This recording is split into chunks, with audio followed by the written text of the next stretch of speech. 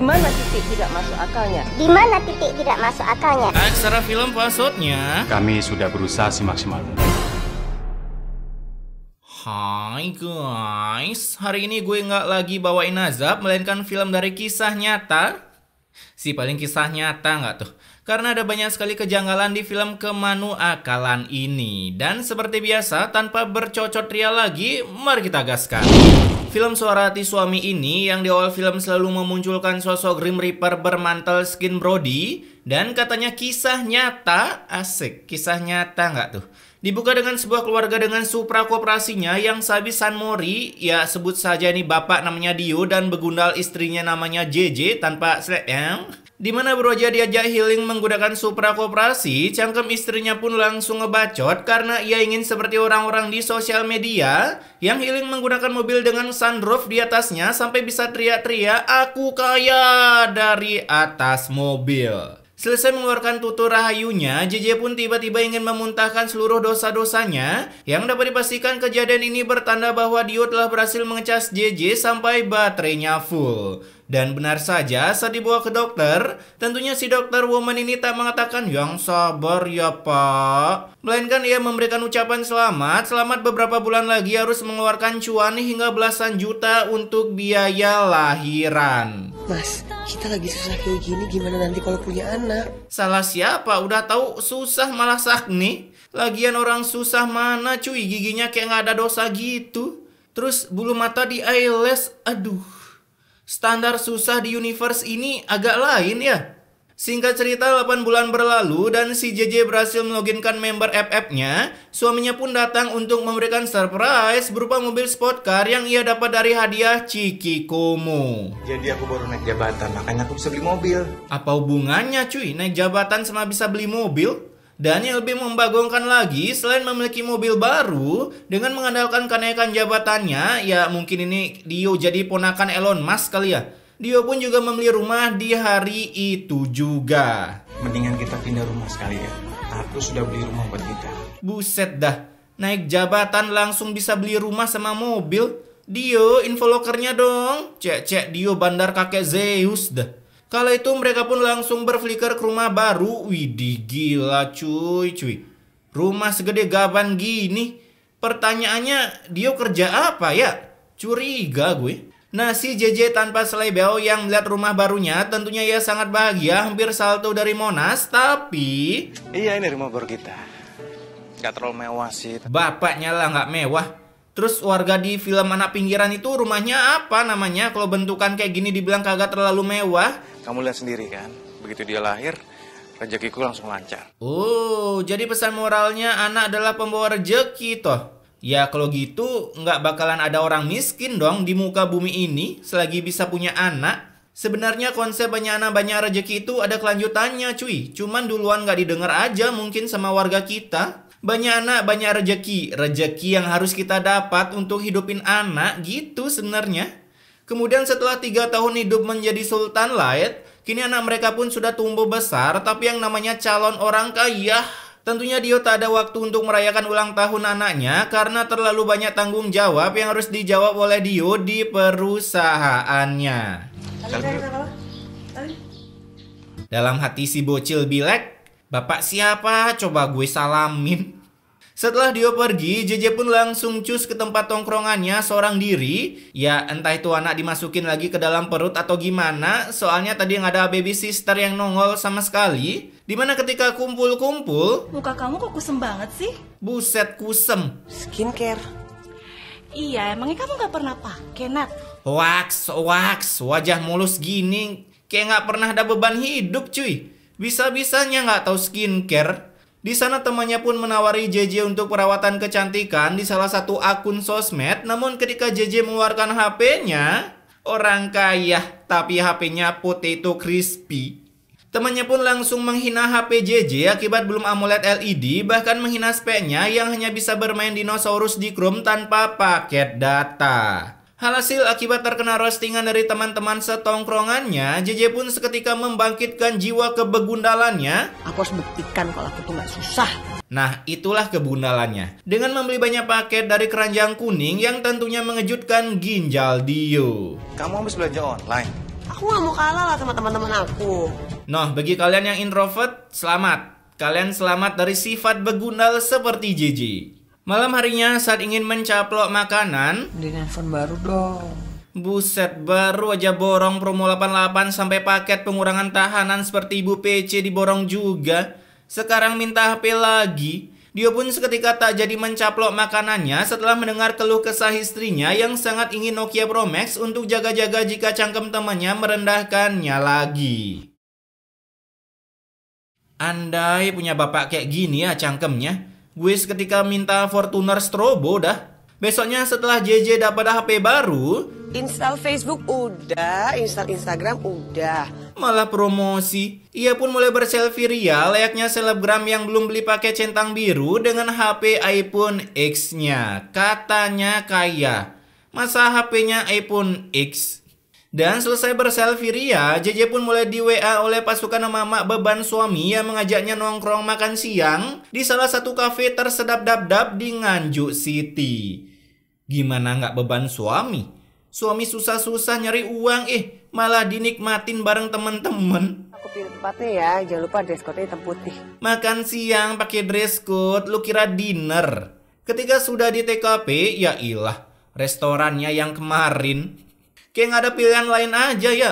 Nih lagi minuman, marjan, ABC sirup. Di sana para ciwi-ciwi pun mulai pangling melihat HP milik JJ. Bahkan untuk menyambut kehadiran HP baru milik JJ, mereka pun menyuruh pelayan restoran memfoto geng beban suami ini dengan menggunakan HP JJ. Ini restorannya di mana sih? Tempat makan tapi depannya tangga? Lu makan di bawah aula?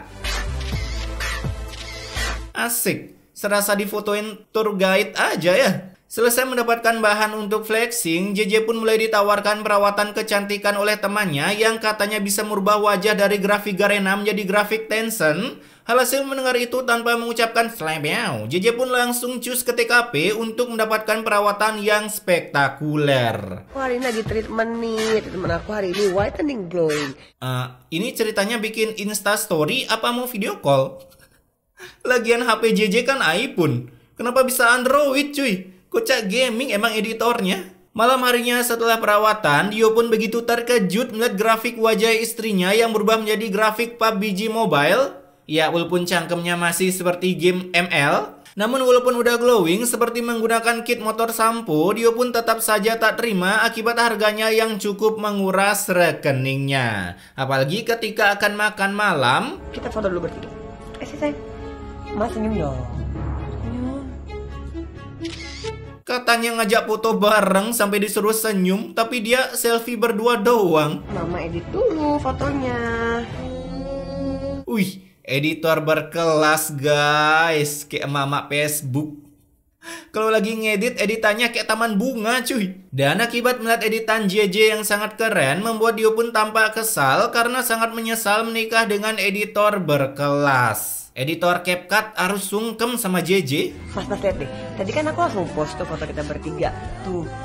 Dah lah, HP si JJ ganti-ganti mulu dah.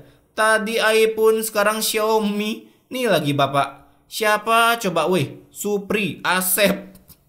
Keesokan harinya setelah menyebar hoaks di sosial media, kini HP JJ pun kembali berubah bentuk. Yang kemarin ada poninya, sekarang tiba-tiba poninya hilang. Terlebih lagi si JJ Slebeo ini lagi-lagi mengupgrade kebegundalannya dengan meminta sesuatu yang tentunya membebankan suaminya. Aku harus minta sama Mas Tommy biar kita jalan-jalan liburan ke luar negeri. Nah, inilah kenapa gue menyebutnya istri beban suami. Tapi emang bahaya cuy. Sekarang orang-orang jarang banget bisa nikmatin suasana liburan. Paling juga liburan cuman bisa bikin Insta Story. Cuaks. Di sisi lain ada si bocil yang tiba-tiba ingin menambah energinya dengan mencoba meraih botol mimik cucunya di atas meja. Namun karena nggak sampai, lihat deh, untung mata gue celing. Kalian lihat nggak? Ada tali cuy, samar-samar. Kurang mulus editannya. Dan karena barang-barang yang jatuh ini membuat Dio pun langsung berbacot ria. Tapi kalian tahu apa jawaban JJ? Kita punya babysitter dong mas. Tuh kan, bener dia nggak punya baby sister. Terus selama ini JJ kumpul sama teman beban suaminya gimana ya? Masa iya anaknya ditinggal di rumah? Kala itu karena takut anaknya terdeletkan karena ini emak sibuk main HP, dia pun terpaksa mencarikan anaknya baby sister yang tentunya langsung dipakai bahan flexing di sosial media. Dan yang bikin saya nggak habis thinking, hai semuanya, aduh lihat dong anak aku tuh emang pinter banget. Masa gue pertama kali ketemu langsung wih, udah nggak jelas cuy editornya. Ini dia bikin video tapi kayak lagi nonton YouTube. Siang harinya karena udah ada baby sister, kini JJ pun bebas berflexing ria dengan membuat konten vlognya di sebuah mall. Mall. Tapi anggar bajunya versi light, murahan kali pakai plastik. Kebetulan juga di sana ia bertemu dengan sesama istri beban suami yang taunya cuma nongkrong doang sampai lupa anak. Apalagi kondisi di rumah JJ tiba-tiba seperti di pedalaman tanpa lampu sebiji pun, yang tentunya membuat Dio emosi karena punya istri yang suka hilang-hilangan bagaikan kasus-kasus top global pembunuhan di negeri ini. Asik. Alhasil saat pagi tiba, Dio yang selesai prepare, ia pun langsung memberikan quotes-quotes ke menu akalannya. Apa yang kamu lihat di situ belum tentu sama kehidupannya dengan yang nyatanya. Tuh denger guys, hidup kok sebatas dunia maya. Kalau dunia maya bisa ngasilin duit sih nggak apa-apa. Tapi kalau cuman bahan flexing, kasihan bet dah. Mendengar quotes yang penuh akan tamparan kerealitaan membuat JJ pun langsung logout dari rumah lalu berkumpul kembali bersama gengnya untuk membahas pencapaian salah satu temannya yang sudah berhasil ganti mobil Fortuner strobo plus klakson tronton. Kayaknya aku harus minta mobil itu sama suami aku nih. Emang cocok disebut pasukan beban suami? Si JJ yang merasa tersenggolkan ginjalnya, temannya pun mulai memanas-manasi JJ dengan janjian beli mobil baru. Kamu nggak sekalian beli mobil baru juga? boleh juga sih. Buset, ngajakin beli mobil kayak mesen teh poci. Enteng bener cangkemnya. Jadinya akibat pergaulan yang sangat tidak gaul ini, malam harinya si JJ dengan cangkem yang enteng seenteng dosa saya langsung berkata, "Mas, mau mobil baru dong." Sampai membuat Dio pun terdiam lemas, memikirkan gimana caranya merampok agar tak dipenjara mengingat bulan Agustus yang penuh akan diskon masih jauh. Terlebih lagi besoknya saat berkumpul kembali bersama gengnya, lagi-lagi muncullah niatan yang lebih membagongkan. Karena kemarin kan mobil tuh, sekarang gila cuy. Keren banget rumah kamu, Ran. Kamu jadi ambil klaster yang deket mall itu? Aku mau ambil juga ah. Nadia, kamu mau ambil juga nggak? Baru satu orang beli rumah, seketika teman-temannya beli rumah juga ikut-ikutan. Curiga gue suaminya bandar Candy Crush. Murah loh, cuma 2 miliar aja kok. Wih, bapaknya lah 2 miliar murah. Cangkemnya minta digedik cuy. Beruntung si JJ ini tak terkena hasutan temannya karena tak mampu bersaing dengan temannya yang sangat akhlaknya not fun. Tapi setelah diajak melakukan gerbek rumah teman, iman JJ pun mulai goyah. Apalagi dengan, aduh, ini cangkem temannya pengen gue jadiin Samsung Fold dah. Emang cocok dilipet. Nadia, kamu nggak beli rumah baru juga? Tuh, banget bukan? Hasil si JJ pun langsung pulang secepat kilat untuk meminta rumah baru ke suaminya. Karena jika tak mau si JJ mengancam untuk mencoret namanya dari kakak keluarga. Dan kalau emang kamu nggak mau beli rumah baru, mending kita pisah. Lah bagus dong. Udahlah tinggalin aja, masih banyak cewek di aplikasi ijo.